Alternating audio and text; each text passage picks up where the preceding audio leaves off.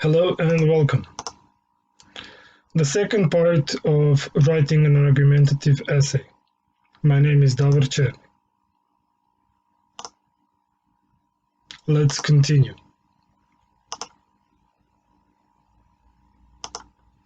So we already established last time that essay is a part of the English Matura exam together with reading and listening. It has to be around 200 to 250 words long. It has 4 paragraphs. You have to discuss 2 views of the thesis and you have 75 minutes to do it. What we want to learn: how to plan and organize my essay, how many arguments do I need, where do I express personal opinion, what is graded in the essay, and what are the most common mistakes. Some of these questions we answered last time, and some of these questions we will answer today.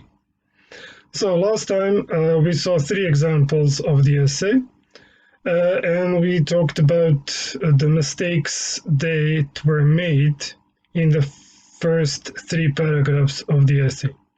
So this was the example 1. Today we'll look at the last paragraph, or the so-called conclusion. Here's the conclusion of the first essay. So what we can see is that the conclusion paragraph must have a summary and a personal opinion. So summary in this case is missing. We only have a kind of a personal opinion. A summary should contain both positive and negative, or both of the views discussed in the second and third paragraph. Then we had example number 2. This essay had a much better structure, so it was following the rules using the linking words. But the problem with this essay, if I can remind you, was that the author didn't plan well and got lost in the ideas. So in this essay, the ideas got confused. The summary of this essay also has it missing, so there is no summary. There is only personal opinion. He did use the linking word here to conclude, but only gives us his personal opinion. The third example we had, of which I ask you to write the last paragraph, the conclusion, the writer managed to follow all the rules of structuring an essay. So he was using the linking words, topic sentences, supporting evidence, and so on. And here is the conclusion of the last example. To sum up, so he gives the summary. Fame and fortune do sound appealing to people, and it is nice to have things, be popular and influential. But at the same time, the feeling of happiness a person gets from his or her achievements, friends and family is equally important. So the author summed up both of the arguments in the second and third paragraph. And he finishes the conclusion with his personal opinion. I personally believe that a person should find a balance between these 2 sides of happiness, because a well-balanced life is the best life you can have. So the author didn't choose one side, but he managed to stay kind of a neutral in between. That's his or her opinion. If you did the task I asked you last time, now you can compare how you did the summarizing, and the personal opinion, of course, is probably different, but the summary should be in this direction. So you have to include both of the views from the second and third paragraph in the summary, in the conclusion. So what you might have noticed last time and this time, that there is a use of a lot of linking words. So there are first of all, linking words which we use to introduce arguments. So firstly, first of all, secondly, second of all. One point is that, another point, one advantage, another advantage, on top of that, in addition, furthermore, moreover. Then we have arguments which introduce the summary, so kind of a summing up, concluding, and so on, and linking words to introduce personal opinion. If you ask me, as far as I'm concerned, in my opinion, I personally believe that. The most common mistakes, the mistakes that you could have seen last time in the 3 essays that we discussed. The first one is the inadequate introduction. So the author or the writer doesn't make an adequate introduction. So he doesn't give us the topic statements. He doesn't make the proper question on both of the views. Then we have the undeveloped introduction. Basically, the writer just copies the essay question, doesn't use his own words, doesn't develop the introduction properly. Inadequate conclusion, that's what you could have seen today, where the authors don't do the summary, so they don't summarize both of the views, they just make their personal opinion. Undeveloped conclusion is where the authors don't develop the conclusion well enough, so they just repeat everything they say in the same words as in the second and third paragraph, and they don't give their personal opinion.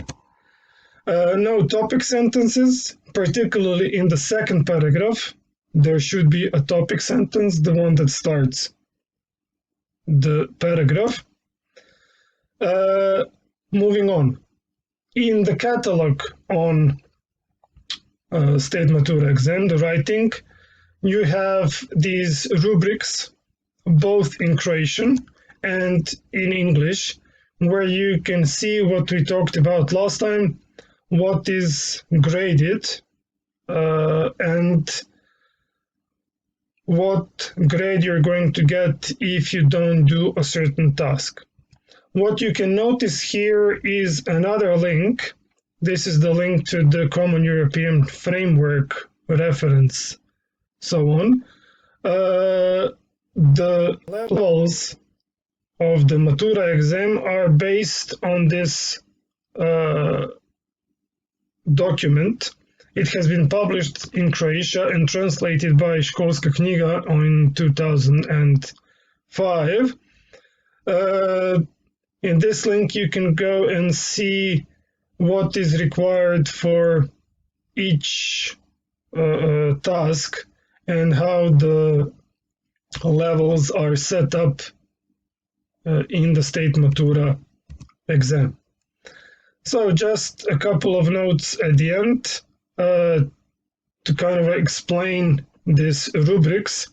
So for example, if a script scores 2 points on task completion, so if you only get the maximum of 2 points on task completion, you cannot score more than 4 points on other criteria. So it means that even if you have perfect vocabulary, you can't get more than 4 points because your score on task completion is 2. If you score 1 point on task completion because it is underlength, so there is not enough words, we'll mention the number of words later, you cannot score more than 3 on other criterias, which means that if you write everything perfectly, you can only get the maximum of 10 points altogether on your essay because your task completion is 1 point. A script that scores 1 point on task completion because it is, for example, irrelevant, has no clear main idea, or causes difficulty in understanding, cannot score more than 1 point on the other criteria. So this is the difference. If you scored 1 point on task completion because you don't have enough words, you still can get 3 points maximum on other criteria. But if you score 1 point on task completion because it's irrelevant, you cannot score more than 1 point on other criteria, which will give you a possibility of getting a maximum of 4 points altogether for your essay out of 20. A script that scores 0 points on task completion because it is under length, so it doesn't have enough words, cannot score more than 1 point on the other criteria, making it a maximum of 3 points altogether. So let's look at the word count. So if your essay is 160 to 190 words, you will lose 1 point, which means you can get the maximum of 4 points. 130 to 159 words, your maximum points will be 3, so you're losing 2 points on task completion. If your essay is 100 to 129 words, you will lose 3 points on task completion, meaning that you will only get 2 points. 50 to 99 words, you're losing 4 points, meaning your essay will only get 1 point on task completion. Everything below 50 words, you're getting 0 points on the task completion. Da ponovimo još jednom. Dakle, pregled kriterija za ocjenjivanje eseja. Rekli smo, izvršavanje zadatka koje se dijeli na razredbu i argumentaciju. This is task completion. Koherencija i kohezija, coherence and cohesion. I zatim smo rekli vokabular gramatika, vocabulary grammar, gdje se ispituje raspon, točnost, odnosno range and accuracy. So, writing your essay. It's very important that you plan your essay well. So when you get the essay question, please define the topic, put it in one word, define the two theses that you're going to discuss. So these two views, remember we said there are two types of essay questions. So in one essay question you will get the clear two theses, and in another essay question you will get one thesis and then you will get others disagree. And define at least two arguments to support each thesis. So define at least. You should do this before you start writing your essay. This will help you develop your essay, structure it well, and not get lost in all the ideas and notions. So, back to you. For the past week, we've been talking about financial literacy. So where do we stand today? People use cash, they use bank transfers, they use different cards like debit cards, credit cards.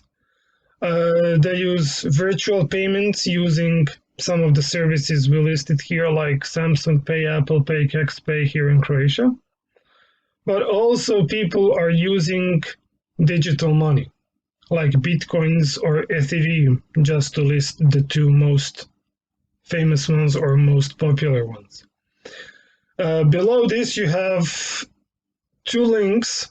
The first bit.ly takes you to the text about cryptocurrencies in general, and the next bit.ly takes you to the text about Bitcoin.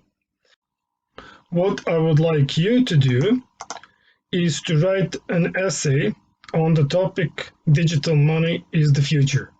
So to repeat, your essay should have 200 to 250 words, but as we said, aim for the 250 words. It should have an introduction, body, and conclusion, which means in total 4 paragraphs. And this is the second type of essay question. So digital money is the future. So you have to discuss arguments for and against this view and give your opinion. Use everything that we have talked about so far in our lessons about financial literacy. Use the links that I showed you on the crypto and Bitcoin currencies. And please write this essay. To conclude, you have from last time your L column, what I learned. If there is something new or some new questions that you got answered today, please fill in this column. I wish you all the best and all the luck, particularly in your Matura exam, and hope we'll see each other next time. Bye!